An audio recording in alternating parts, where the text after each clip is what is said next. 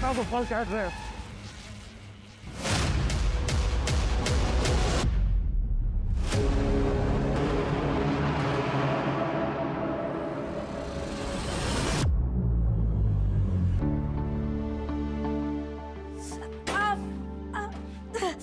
अरे देवा,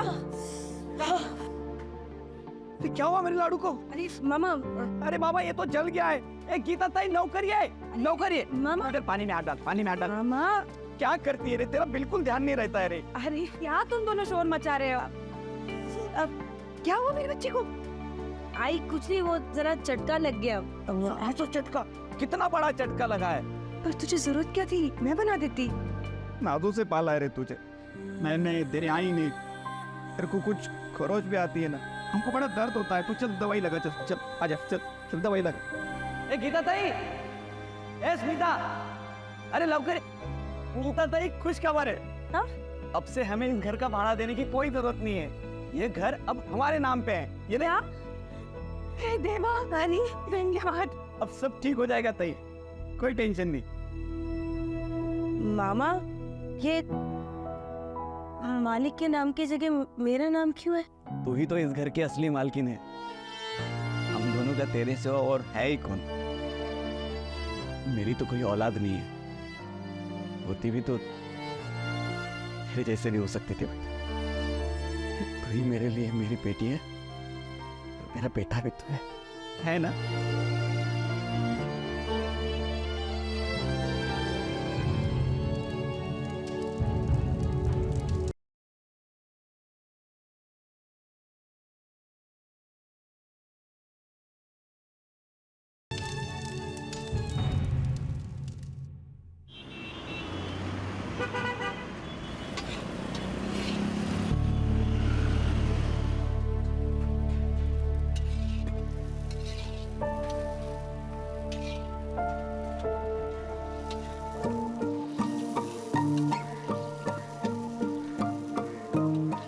क्या कर रही है स्मिता? अरे आई, मुझे पता है कि पहली रोटी गौ माता को जाती है, तो मैं मजाक कर रही थी और चेक कर रही थी कि आपको अपनी रोज की लाइन याद है या नहीं है। आई तो मजाक उड़ाती है तो बदमाश। ए संतोष, टिफिन उतार। ताई ये ले 1500 रुपए, टिफिन का है। अरे ताई गिन तो ले। तूने गिन लिए ना? अच्छा सुन, 300 रुपए दे। क्यों? अरे लेते वक्त गिनती नहीं और देते वक्त गिनती। ए कंजूस ताई, चल 300 रुपए दे। अरे पार्टी करने का है हमको। अरे पर किस बात की पार्टी? अरे वो अपना बॉयज हॉस्टल है ना, वहाँ पे 50 टिफिन का ऑर्डर फिक्स हुआ है। ए स्मिता बोल, क्या खाएगी तू? मामा भांजी कुल्फी हो जाए। नहीं नहीं, कुल्फी नहीं खाएगी तू। पिछली बार कुल्फी खा के बीमार हो गई थी तू। हाँ हाँ ठीक है ठीक है।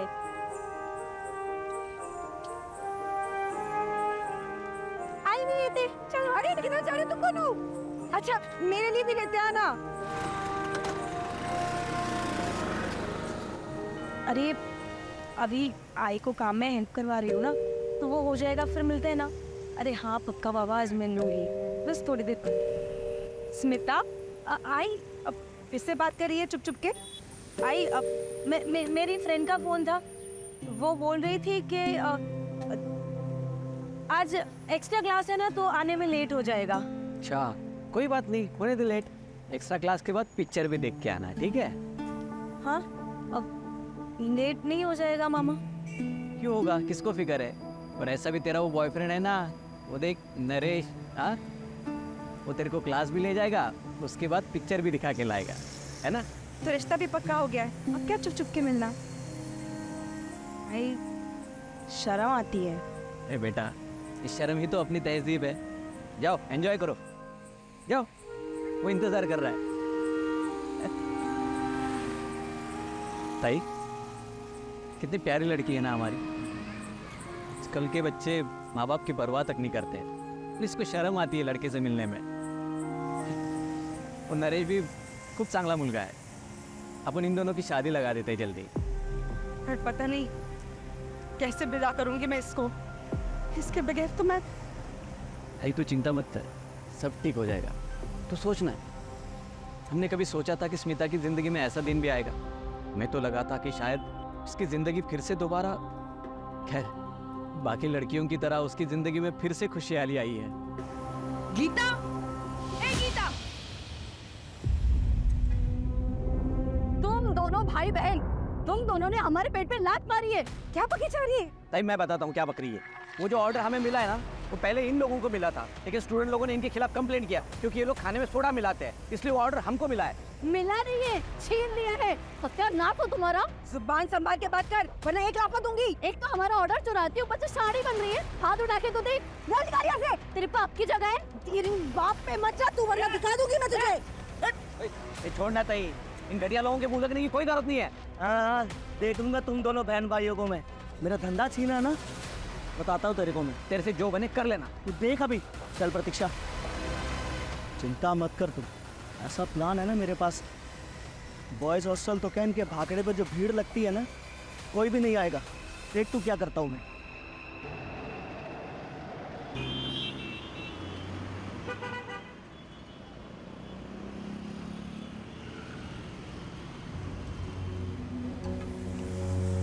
अच्छा सुन, वो ये अमोल और तुषार के घर देते आना, उनकी आई बीमार है, तो टाइम पे देके आना। पुरानी ग्राहक है हमारे। हो ताई। ओ गोपाल बाबू, हाँ आन तो थोड़ी डाल देना। आन तो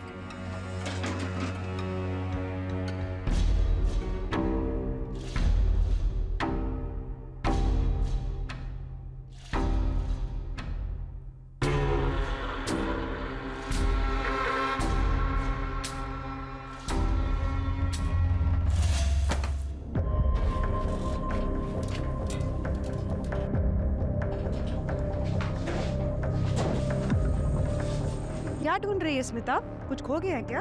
अरे आई, वो ना मेरी 10th की मार्कशीट, एक जॉब के लिए अप्लाई किया था ना, तो उनको ओरिजिनल चाहिए और वो मिल नहीं रही है। कहीं कहीं रखी होगी, मिल जाएगी। अरे आई, पूरा घर 10 बार छान मारा। मुझे लगता है कि मुझे ना पुणे जाना पड़ेगा और वहाँ स्कूल से ओरिजिनल अप्लाई करना पड़ेगा। कोई नहीं जाएगा पुणे। लेकिन आई, मैंने कहा ना, पुणे से हमारा रिश्ता टूट चुका है। देख पर आई, मुझे अच्छी जॉब मिल रही है और मुझे वो जॉब करती है। मैं जाऊंगी पुणे। कहा ना, कोई नहीं जाएगा पुणे। ताई क्या कर रही है तू? बच्ची हो, मैं समझाता हूँ उसे। इसकी जुबान पे दोबारा मैं पुणे का नाम सुना ना, तो खैर नहीं है इसकी। नहीं आएगा, तू जा अभी यहाँ से। शांति से बैठ। अच्छा बैठ जा। अब बता क्या प्रॉब्लम है? मामा, मैंने एक बहुत अच्छी जॉब के लिए अप्लाई किया है। नरेश की कंपनी है, पर उनको ओरिजिनल मार्कशीट चाहिए। अब मामा, आप ही सोचो ना कि नरेश की कंपनी है, हम लोग साथ में काम करेंगे, हमारा फ्यूचर, हमारा ग्रोथ साथ में रहेंगे, और ये आई। बेटा मुझे पता है ना, आई पूना का नाम सुन के। देख तू चिंता मत करना, मैं वो ना करता हूँ कुछ जुगाड़, तो भी बात करता हूँ।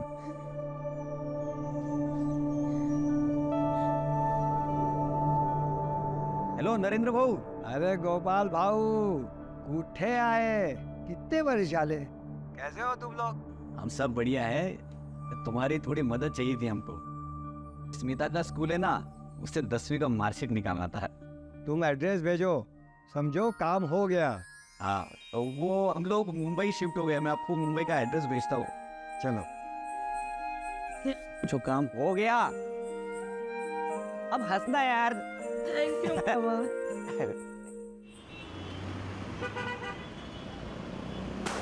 अरे क्या कर रही हो? ए अमन, समझ खराब हो गया क्या? कोई नहीं रोकेगा हमको। साला तुम लोग इधर जहरीला खाना बेचते हो क्या? या कोई खाना नहीं खिलेगा? भाई बहनों को बेवकूफ बना दिया लोग। ये तुम लोगों का दिमाग खराब हो गया क्या? मैं तुम लोगों के हाथ पैर तोड़ डालूंगा, समझ में रखना। वो सुन तो का पैसे हमें राय की तबीयत खराब हो गई, फुटबॉल नहीं हुए उन्हें। बंद करो ये सब, बंद करो। सुन, तेरी वजह से अगर मेरे आई को कुछ हुआ ना, तेरी जान ले लूंगा, समझा? अरे पर और किसी की कंप्लेंट नहीं आई है। कंप्लेंट चाहिए इनको। और अगर मेरे आई को कुछ भी हुआ ना, मैं तुम दोनों का सर फोड़ दूंगा, समझे? शांत रहे, शांत रहे। ये उनको कोई गलतफहमी हुई होगी, उनकी आई की बात है, तो इमोशनल हो गए होंगे। संतोष चल, हाथ बटा, दोबारा खाना बनाना पड़ेगा। वो लोग हम पर झूठा इल्जाम लगा रहे हैं। अरे मैं छोड़ूंगा नहीं इनको। अरे सुन सुन सुन, देख भरोसा रख मुझ पे, मैं सब ठीक कर दूंगी। मैं जाके ना उनकी आई से बात करूंगी, काजी ना करूँ, ये ना।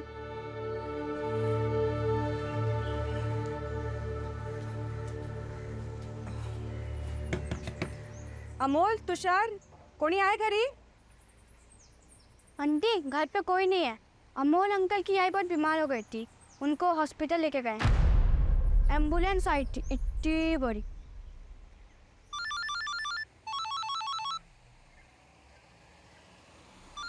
हेलो, हाँ नरेंद्र बाबू। हेलो गोपाल भाऊ, स्मिता के पुराने स्कूल में मार्कशीट की अप्लाई कर दी है। धन्यवाद बाबू। आते ही भिजवाता हूँ ना। हाँ, वो एड्रेस मिला क्या आपको? हाँ हाँ मिल गया है। मार्कशीट जैसे ही आएगी वैसे ही कॉल करता हूँ। धन्यवाद दादा।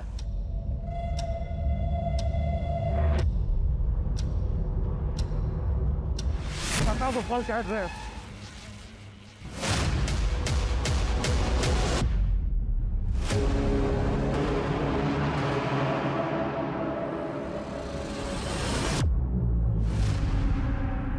बस बस wait wait wait wait. Surprise. अरे वाह, थैंक यू। Thank you. आई किससे बात कर रही है? अरे वो गोपाल को उसका फोन बंद लग रहा है, तू लगा ना phone. The number you are trying to call is currently switched off. Please try again later. बंद आ रहा है। कहाँ गया होगा मामा?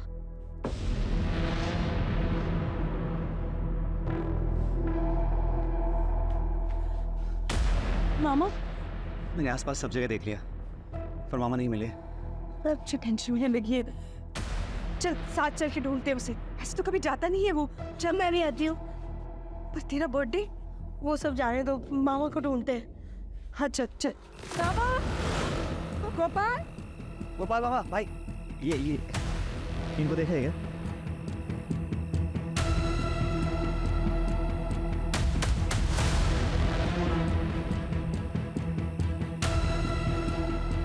इसको देखा है क्या आपने? नहीं। आई मामा कहीं दिख नहीं रहे और उनका फोन भी बंद आ रहा है। आई मुझे डर लग रहा है। आई घबराने को नहीं है ना। मामा कहीं दिख नहीं रहे। रात भी बहुत हो गई अब। मामा पहले से कभी नहीं, इतना लेट तो कभी नहीं होता उसको। उसका फोन भी बंद नहीं रहता कभी ऐसे। अगर सुबह तक मामा नहीं आते हैं हमें पुलिस में कंप्लेन करनी चाहिए। कहीं मामा के साथ कुछ गलत। नहीं चुप चुप बोल नरेश, ऐसा कुछ उल्टा सीधा मत सोच। अब चल स्मिता, हम घर चलते हैं। नरेश तू भी घर चला जा, गोपाल आ जाएगा, उसको कुछ नहीं होगा। चल स्मिता चल चल।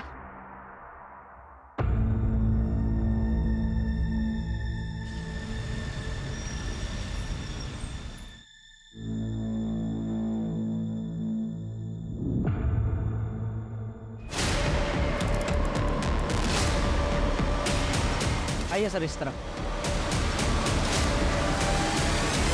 बॉडी को सबसे पहले तुमने देखा था? जी सर, और देखते मैंने आपको कॉल किया सर। पक्का? हाँ सर पक्का। इधर रुकना, जाना नहीं कहीं। जी सर। खून अभी पूरी तरह से जमा नहीं। तो जिस किसी ने मारा है बहुत बेरहमी से मारा है। इसे किसी ने आइडेंटिफाई किया? जी नहीं, हम तो यहाँ से है नहीं सर, और यहाँ का कोई लोकल आदमी भी नहीं है। और कोई तो लोकल कोऑर्डिनेटर होगा जिसने शूट अरेंज किया है। हाँ है ना सर, वो कहाँ है? बाहर। सावन सब बात करो उससे। और गायकवाड़ सर आसपास का एरिया अच्छे से सर्च कराओ। देखो कोई आइडेंटिफिकेशन मिलती है क्या इसकी। फॉरेंसिक टीम को भी इन्फॉर्म करो। Right sir. बॉडी का पंचनामा कराओ और पोस्टमार्टम के लिए भेजो। सर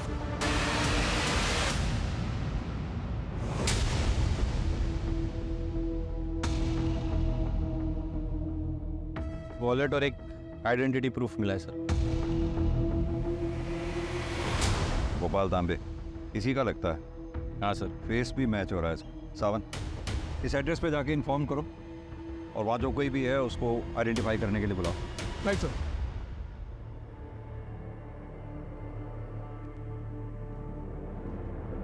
देखिए, कल रात कुछ लोगों ने इनका खून कर दिया।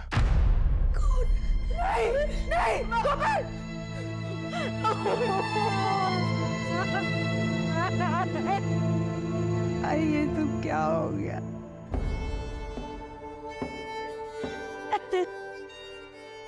आप लोगों का दुख हम समझ सकते हैं, लेकिन अगर आप वाकई चाहते हैं कि आपके भाई के हत्यारों को सजा मिले, आपको हमारी मदद करनी होगी। भाई बाबा के गुजर जाने के बाद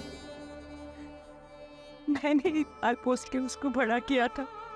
भाई नहीं था वो मेरा, मेरा बेटा था। देखिए, संभालिए अपने आप को, लेकिन हम कैसे रहेंगे तेरे बिना? मुझे लगता है नहीं माँ बेटी इस वक्त किसी भी तरह की स्टेटमेंट देने की हालत में है। एक काम करो सर, आस पड़ोस में पूछताछ करो, शायद उनसे कुछ पता चले गोपाल के बारे में। Right sir.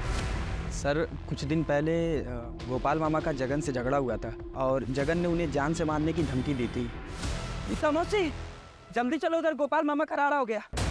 हाय देवा, क्या बोल रहे तू? हाँ, चल मैं आ रही है। चल चल चल। चलना तू चल, मैं बताता है। हाँ गया मेरे बीवी के साथ पूछा आता तो मैंने तेरी बीवी का बस ख्याल रखा है। ये पता है ना, ये सब गए कानूनी सब। 3 साल पहले तो तू अपनी बीवी को छोड़ के भाग गया था, तब गोपाल ने संभाला उसे, वरना भूखी मर जाती तेरी बीवी। 1 हफ्ते पहले तो तू आया है, दारू के अड्डे पे पड़ा रहता है, गोपाल को बोलता है। और इतना मर्द है ना तू, तो अपनी बीवी का ख्याल रखना सीख, फिर दिखाना अपनी मर्दांगी। चल गोपाल, तेरे में जितना भी जोर है ना, देख चल। हाँ तेरे दिखाता हूँ मैं इसको मरता। सर, नमस्ते सर, मेरा नाम प्रतीक्षा है। मैं वो स्टॉल पे काम करते हैं हम लोग। सर वो अमोल और तुषार है ना, उन्होंने आके बहुत झगड़ा किया था इधर। वो इन पे बनाए हुए खाने से उनकी माँ बीमार पड़ गई थी और फिर मर गई। सर मुझे याद है, उन्होंने धमकी दी थी कि अगर उनकी माँ को कुछ हो गया ना, तो ये भाई बहन को जान से मार देंगे।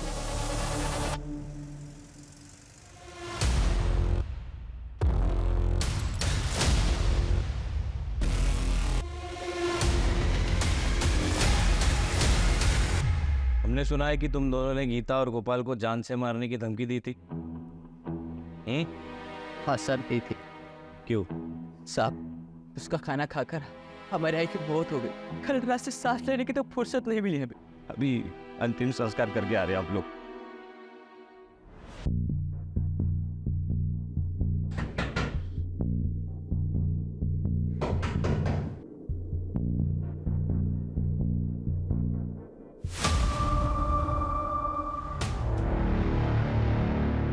दिव्या, उठाओ उधर।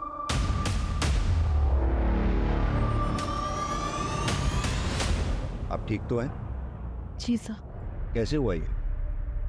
मेरे पति ने जगन कहाँ है? जगन, काम करो, गाड़ी में से फर्स्ट एड बॉक्स ले आओ। सर उसे पहले से गोपाल और मेरे रिश्ते पर शक था। जैसे आज उसे पता चला कि गोपाल की लाश मिली है, उसने अपना सामान बांधा और निकलने लगा। सर मैंने उसे रोकने की भी बहुत कोशिश की। मैंने उसे ये भी कहा कि मुझे उस पर शक है कि उसने गोपाल की हत्या की, लेकिन उसने मुझे बहुत मारा सर, और भाग गया। तुम्हें ऐसा क्यों लगता है कि जगन ने ही गोपाल को मारा होगा? क्योंकि वो गोपाल से बहुत चलता था सर। कल रात को ही मैंने किसी से बात करते हुए सुना कि वो गोपाल को मार देगा। कहाँ गया होगा वो? था नहीं सर। सावन, जगन का नंबर ले लो इनसे। नंबर बताइए।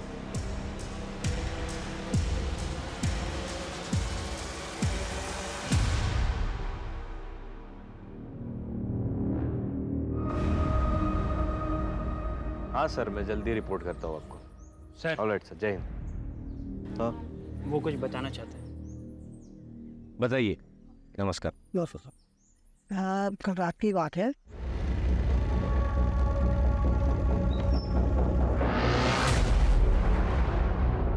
सर आपको ये एड्रेस पता है? अरे हाँ, ये तो अपने गोपाल बाबू है। यही आगे आपका बाकड़ा उनका लगता था। और लेकिन अभी आप लेट हो गए, दुकान बंद हो गई है उनकी। नहीं, ये घर वाला एड्रेस है, 27/4 नवजीवन सोसाइटी। हाँ, आप एक काम करो। अरे गोपाल बाबू, अरे ये हो गया, अभी देखो, अभी के अब घर पे आने की जरूरत नहीं है। वो आदमी गोपाल बाबू के पीछे गाड़ी से भाग गया। उसका चेहरा याद है? मास्क ढका हुआ था। बाइक का नंबर या कौन सी बाइक थी, कुछ तो याद होगा। मैं अंधेरे की वजह से ध्यान दे नहीं पाया। यहाँ कोई आसपास सीसीटीवी है?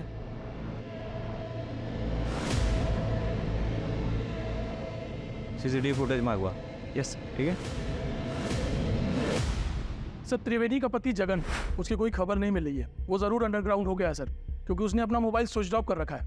एक काम करो, उसके फाइनेंशियल ट्रांजैक्शन पे नजर रखो। अचानक घर छोड़कर गया है, पैसे की जरूरत पड़ेगी, बैंक की मदद लो, उसके दोस्तों रिश्तेदारों सब पे नजर रखो। सर ये गोपाल को कोई मास्क मैन ढूंढ रहा था सर। जिस दिन मर्डर हुआ उसी दिन हमने वहाँ के एरिया के पान वाले से बात की है और उसने ये बताया कि उसने किसी मास्क वाले को देखा था। और फिर हमने सीसीटीवी फुटेज चेक किया और उसके बाद पता चला उसके बाइक का नंबर सर। और पुणे पुलिस से भी क्रॉस चेक किया था, उन्होंने कहा था कि 1 रात पहले वो बाइक चोरी हुई थी। यानी कि गोपाल के मर्डर का कनेक्शन पुणे से है। Absolutely sir. सर एक और इंटरेस्टिंग बात पता चली है कि ये गोपाल को किसी नरेंद्र नाम से 2 बार फोन आया था, एक मर्डर के कई दिन पहले और एक ठीक मर्डर के दिन। हमने कोशिश की नरेंद्र को कांटेक्ट करने की, लेकिन उसका फोन स्विच ऑफ आ रहा है सर। तो फिर देर किस बात की है? पुणे पुलिस से कांटेक्ट करो, उनकी मदद लो। सर एक और फैक्ट है, ठीक मर्डर के रात गोपाल को तुषार का फोन आया था सर। ये वही तुषार है जिसने गोपाल को जान से मारने की धमकी दी थी। सावंत, एक काम करो, तुम तुषार और उसके भाई दोनों को थाने उठा के ले आओ। और गायकवाड़ सर, तुम पुणे जाओ, नरेंद्र के बारे में पता करो। मुझे पूरा यकीन है इन दोनों से पूछताछ के बाद कोई ना कोई क्लू हमारे हाथ जरूर लगेगा। सर मुझे सिर्फ इतना बता दो, तूने गोपाल को फोन क्यों किया था? हमने कोई फ़ोन नहीं किया था सर। मैं और मेरा भाई आई की तबीयत खराब होने की वजह से बहुत डर गए थे और तभी अपरा तपरे में मोबाइल खो गया था सर। हाँ अब ये सच बोल रहा था। उस रात को मेरे ही फ़ोन से सारे फ़ोन किए थे। तूने पहले गोपाल को फोन करके क्राइम स्पॉट पे बुलाया, फिर अपना फोन फेंक दिया, क्राइम स्पॉट पे बुलाकर गोपाल का मर्डर कर दिया और अब हमें कहानी सुना रहा है ताकि मैं तुम्हारी कहानी पे विश्वास करूं। तुम सच कह रहे सर। हवलदार, लेके जाओ इन दोनों को और अच्छी तरह से खातिरदारी करो। इन दोनों की आई जिस हॉस्पिटल में एडमिटेड थी, वहाँ के सीसीटीवी फुटेजेस मंगवाओ और चेक करो ये सच भी बोल रहे हैं या नहीं। Right sir.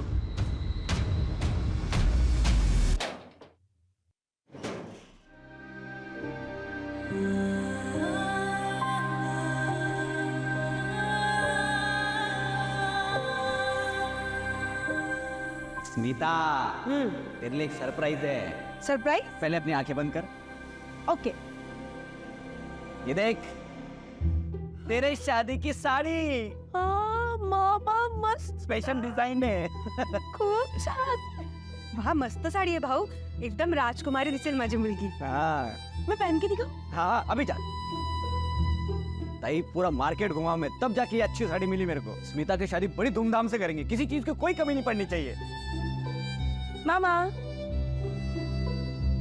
एकदम राजकुमारी। ये देख मामा, तेरे लिए surprise, coat pant shirt tie सब कुछ। मेरी शादी में क्या ये हाफ पैंट पहन के आएगा तू? अरे ये मैंने कभी नहीं पहना रे, ताई की शादी में भी नहीं पहना। पूछ ताई को। पर मेरी शादी में पहनना पड़ेगा। अभी जाओ जाओ जाओ जाओ जाओ, अरे यार ट्राई करके आओ, जाओ जाओ जाओ। कितना जबरदस्ती करती है यार। अभी देख मामा कैसे लगी है।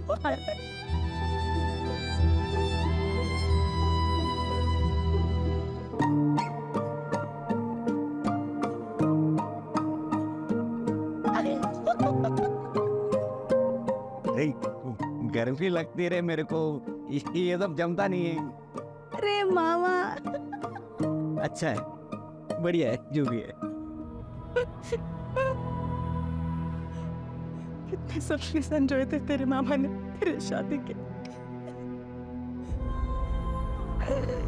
देखना ईश्वर उसे कभी माफ नहीं करेगा जिसने मेरे मामा के साथ ऐसा किया है।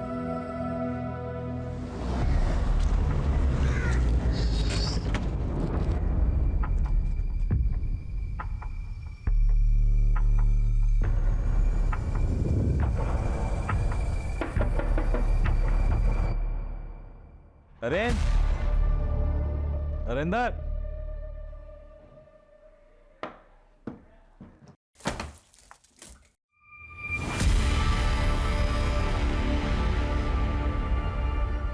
चेक कर। नरेंद्र, ये बेहोश है सर। होश वेला इसको। जी नरेंद्र, नरेंद्र कैसे हुआ ये सब? जब मैं घर आया, गोपाल भाऊ की भांजी स्मिता के पुराने स्कूल से मार्कशीट अप्लाई करके और यही सब बताने के लिए मैंने गोपाल भाऊ को फ़ोन किया। एक काम हो गया। जैसे मैंने फ़ोन कट किया, चेहरा देखा तुमने उसका? चेहरा नहीं देख सका, मास्क पहने हुए था। मास्क पहने हुए? और क्या कहा उसने? और वो गोपाल भाऊ का एड्रेस पूछ रहा था। मैंने गोपाल भाऊ का एड्रेस बता दिया। उसके बाद उसने मुझ पे इंजेक्शन दिया। उसके बाद मुझे कुछ नहीं पता। जब आप लोग आए तो मुझे होश आया। ये वो मास्क मैन? हाँ, यही वो, यही है। आपको जान के दुख होगा, लेकिन गोपाल जी का मर्डर हो गया है। क्या? यही है, इसी ने गोपाल भाऊ को मारा है। मुझे विश्वास है यही है, जिसने एड्रेस मांगा था। गायकवाड़, ये गोपाल के मर्डर का कनेक्शन पुणे से है, ये मैं पहले ही कह रहा था। अब ये पता करो कि वो मास्क मैन नरेंद्र के घर पहुंचा तो पहुंचा कैसे? सर। हाँ साबर। सर, इसका नाम संतोष है। ये गीता और गोपाल के भागने पर हेल्पर का काम करता है सर। ये कुछ बताना चाह रहा है। क्या बताना चाहते हो? सर, वो गीता मौसी और गोपाल मामा के भाकरे के पास एक खाने का भाकरा और है। अच्छा, ये वही कपल है ना, शरद और प्रतीक्षा भालेराव? जी सर। पहले इनके पास बॉयज़ हॉस्टल में खाना पहुंचाने का कॉन्ट्रैक्ट था, लेकिन वो जो गीता मौसी और गोपाल मामा को मिल गया था। इस बात पे प्रतीक्षा मौसी और गीता मौसी का झगड़ा भी हुआ था सर। जब से लेके वो शरद जो है वो गोपाल मामा के पीछे रहता था। एनीवे, इन्फॉर्मेशन के लिए शुक्रिया, थैंक यू। सामंत, एक काम करो, ये शरद भालेराव को थाने लेके आओ। अच्छी तरह से खातिरदारी करते हैं, देखते क्या बोलता है। सर। बोलो रमेश। सर, ये देखिए, नरेंद्र के घर के पास का सीसीटीवी फुटेज आ गया। ये सर, ये वो मास्क मैन है। एक मिनट, बैठ जाना थोड़ा। हाँ, एक सेकेंड, जूम करो उसको। ये ऑटो का नंबर, इसकी जांच पड़ताल करो और उसको लेके आओ, ठीक है? जी सर। मेरा बाकड़ा और घर उसी एरिया में है, और गोपाल से मेरा कंपटीशन भी रहता था। बाकी इसको लेकर अगर थोड़ा बहुत झगड़ा हो भी गया तो इसका मतलब ये नहीं कि मैंने उसको मारा है। अगर एक भी सबूत तेरे खिलाफ मेरे हाथ लग गया ना, तो ये शरीर पे जितनी भी चमड़ी दिख रही है सारी उतार लूंगा। फिलहाल तुझे छोड़ रहा हूं, हमें बिना बताए शहर छोड़कर जाइयो मत। हवलदार। Yes sir. लेके जाओ उसे। ये मास्क पहने हुए आदमी को तुमने कल्याणी नगर ड्रॉप किया था, राइट? हाँ सर। उठाया कहाँ से था? सर, विवान नगर हाईवे से ये बैठा था मेरे साथ। हाईवे से मतलब उसके घर का पता लगाना मुश्किल है। शक्ल याद है? सर, उसने पूरे टाइम तो मास्क पहन के रखा था, लेकिन एक जगह ऑटो खराब हो गया था, तो वहाँ पर इसने मास्क निकाल के सिगरेट पिया था, तो थोड़ा चेहरा याद है। स्केच आर्टिस्ट ने बोलवा, जैसा देखा था एग्जैक्ट वैसा हुलिया बताना, ठीक है? सर, कोशिश करूँगा मैं। रिंजाइला। गीता जी, आप पुणे के रहने वाले किसी नरेंद्र नाम के आदमी को जानती हैं? आपके भाई गोपाल की 2 बार बात हुई थी उससे। जी, वो मेरे लिए ही हुई थी, मेरी मार्कशीट के लिए। ये बात तुमने मुझे क्यों नहीं बताई? आई वो घटना वाले दिन नरेंद्र पर भी हमला हुआ। किसी मास्क लगाए हुआ आदमी ने हमला किया, और उसी आदमी ने नरेंद्र से आप लोगों के घर का ज़बरदस्ती एड्रेस भी लिया। वो आदमी आप लोगों के घर के पास आया भी, सामने पान वाले से पूछा उसने, लेकिन तभी आपका भाई गोपाल घर से निकलता हुआ उसको नज़र आया, जो कि उस आदमी को पान वाले ने दिखाया। और उसके बाद गोपाल के साथ जो कुछ भी हुआ वो आप लोग जानते ही। पर कौन था ये मास्क मैन? हमने पुणे जाके तफ्तीश की है और उसके इंफॉर्मेशन बेस्ड ये स्केच बनवाया। परवीन?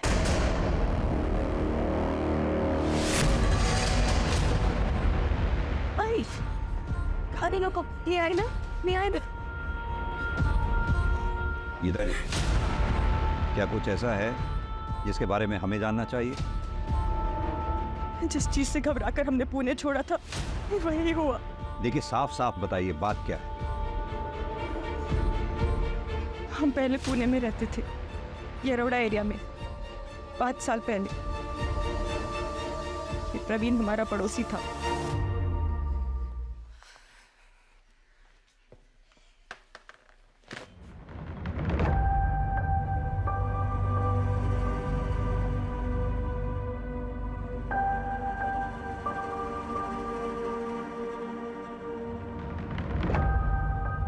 क्या हुआ बेटा?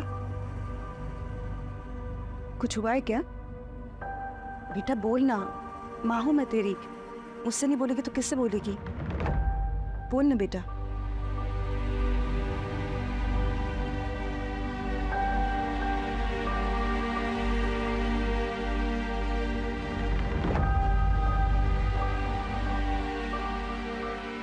ये कुछ बता नहीं रही थी, फिर एक दिन सब वायरल कर दूंगा। चलो निकलो। हाँ चल चल चल, कोई नहीं है, कोई नहीं है, चल चल निकल।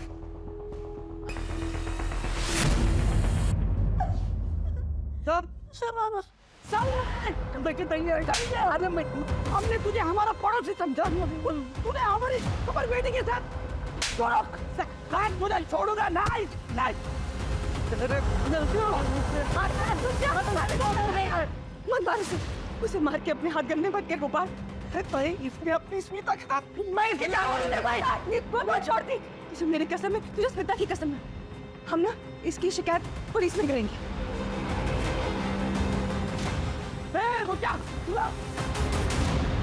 उसके बाद मैंने प्रवीण को पुलिस के पास सौंप दिया। पर जब हम घर लौट के आए तो सारे पड़ोसी हमें ऐसे देख रहे थे जैसे कि प्रवीण ने नहीं बल्कि मेरी बेटी स्मिता ने ही कोई पाप किया हो। उसके बाद हम पुणे छोड़ के चले गए। फिर प्रवीण को लंबी सजा हुई, उसका करियर भी बर्बाद हुआ। उसने बदला लेने के लिए गोपाल को मार डाला। राक्षस है वो। देखिए गीता जी, हम मानते हैं आप दोनों के साथ जो कुछ भी हुआ उसमें काफ़ी हद तक समाज भी दोषी है, लेकिन इस बात को भी हम अप्रिशिएट करते हैं कि आप दोनों ने उस प्रवीण के खिलाफ पुलिस में कंप्लेंट दर्ज की, उसे सज़ा दिलवाई। ये बात वाकई काबिल तारीफ है और आप भरोसा रखिए उस प्रवीण को हम सख्त से सख्त सज़ा दिलवाएंगे। यही कहा था पुणे के इंस्पेक्टर ने, उसे सजा भी दिलवाई। पर हमें क्या मिला? हमें तो पुणे छोड़ना पड़ा, मुंबई आना पड़ा। मेरा भाई चला गया। ये दुख बर्दाश्त नहीं होता हमसे। हमें हमारे हाल पे छोड़ दीजिए आप। गीता जी लेकिन प्रवीण के रूप में मौत ने हमारा घर का रास्ता देख लिया है। हमें शहर को छोड़ना ही पड़ेगा। चल आइए।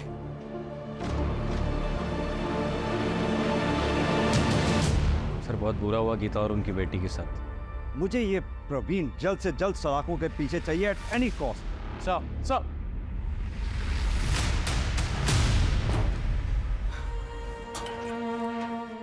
हम फिर से भाग रहे हैं। आई तेरे मामा को तो खो दिया मैंने, अब और कोई गलती नहीं करनी चाहिए। और मामा को इंसाफ मिले ना मिले उससे तुझे कोई परवाह नहीं है। तेरी परवाह ज्यादा है। गोपाल तो अब वापस नहीं आने वाला। आई पर ये जो तिनका तिनका जोड़ जोड़ के तुम लोगों ने घर बसाया उसका क्या? मामा नहीं रहा, पर वो अब भी यहाँ बसता है, उसकी यादें हैं यहाँ। आई तुझे मेरी फिक्र है ना?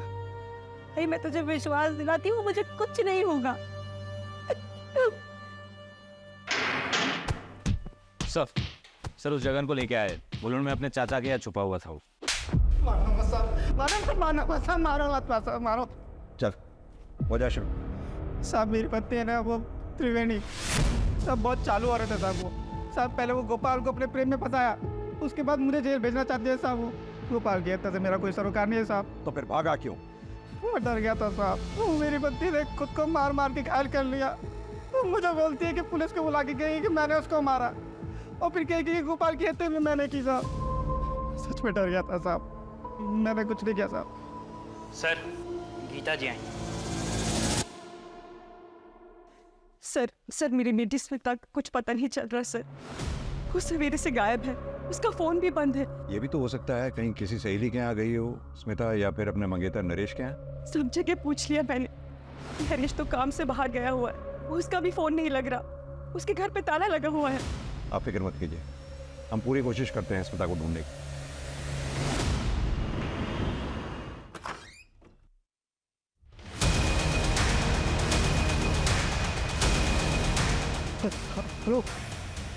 पुलिस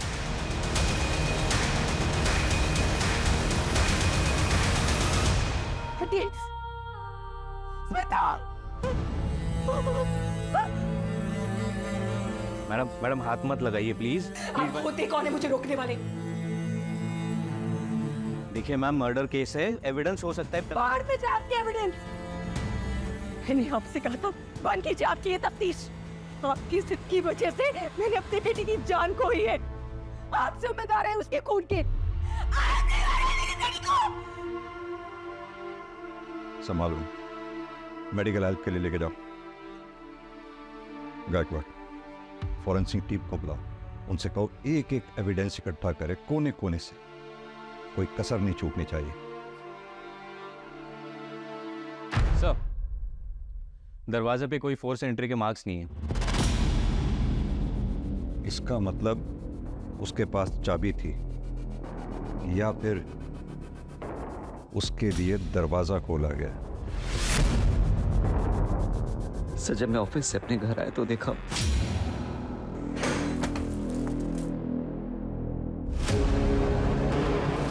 पूरा दिन कहाँ थे तुम? ऑफिस के काम से पनवेल गया था। पूरा दिन फोन क्यों बंद था तुम्हारा? सर, आप मुझ पे शक कर रहे? सर, मैं स्मिता से प्यार करता हूँ और आपको लगता है कि मैंने उसे... नो मेलोड्रामा प्लीज। घर की चाबी किसके पास रहती है? सर, एक मेरे पास और एक स्मिता के पास। और किसी के पास? प्लीज। तुम पे शक ना करने की कोई वजह नहीं छोड़ रहे हो मेरे पास। तुम मेरे रेडार पे हो।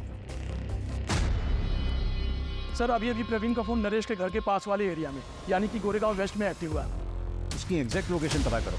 आओ मेरे साथ। सर, चलो।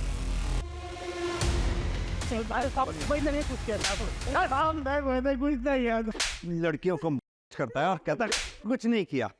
हम सच लेके मैं मरने के इरादे से पुराने मुंबई आया था। उसने गोपाल का पीछा भी किया, लेकिन उसने पहुंचने से पहले सब चला गया था साहब। स्मिता पर नजर रखने के लिए मैं यहाँ रहने आया था। इसका मेरा पीछा भी किया साहब, लेकिन वो मेरे हाथों से बच गए। मारते रहो इसे तब तक जब तक सच ना बोले। लोग मैंने कैसे मारूंगा तेरा। इस केस में हमारे पास इतने सारे सस्पेक्ट्स हैं, लेकिन एक के भी खिलाफ हमारे पास कोई स्ट्रॉन्ग एविडेंस नहीं है। कुछ तो हमसे छूट रहा है। इस केस से रिलेटेड जितने भी सस्पेक्ट्स हैं, सबके banking transaction, call detail records, locations recheck करो, देखिए क्या मिलता है।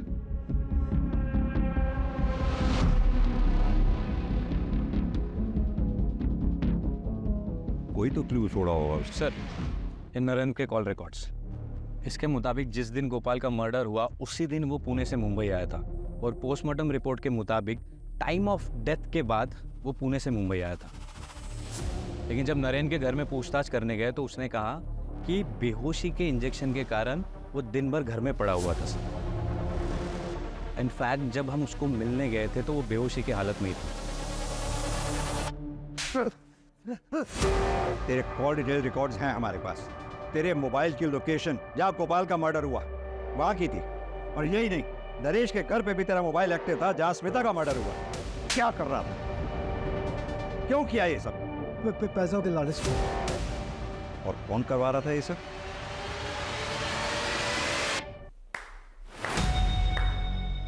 कमाल का खेल रचाया आपने।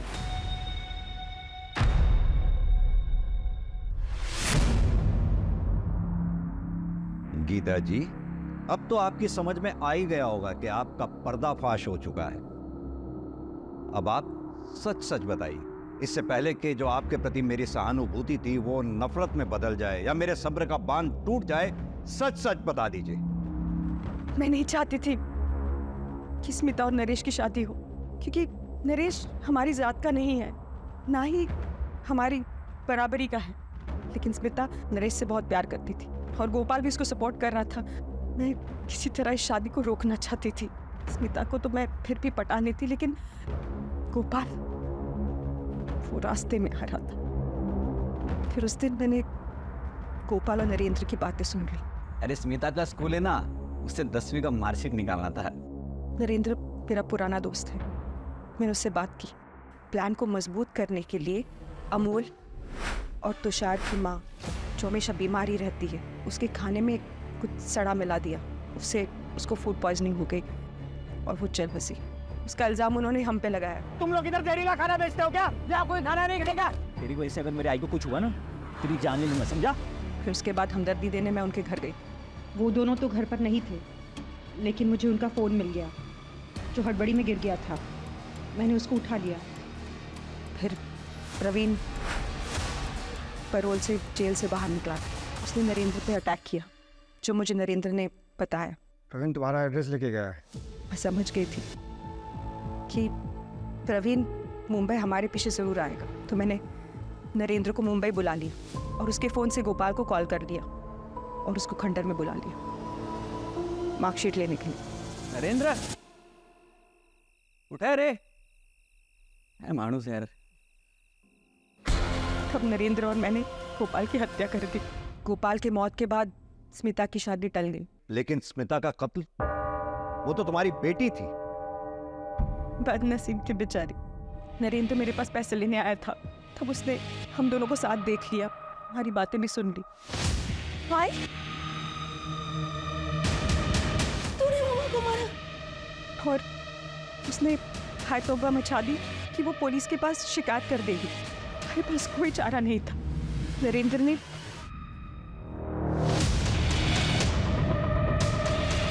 मैंने सोचा कि सारी फसाद की जड़ तो नरेश है, उसे क्यों बख्श दे। स्मिता के पास नरेश के घर की चाबी रहती है। जब नरेश चला गया, हमें विश्वास था कि ये सारा शक प्रवीण पे जाएगा, और वैसे ही हुआ। अगर गोपाल और स्मिता दोनों जिद नहीं करते ना, तो आज वो जिंदा होते। जिद उनकी नहीं, जिद तुम्हारी थी। तुम्हारी जिद ने तुम्हारे ही परिवार को खत्म करवा दिया। सच बताऊं, तुम्हें जितनी सजा मिले उतनी कम।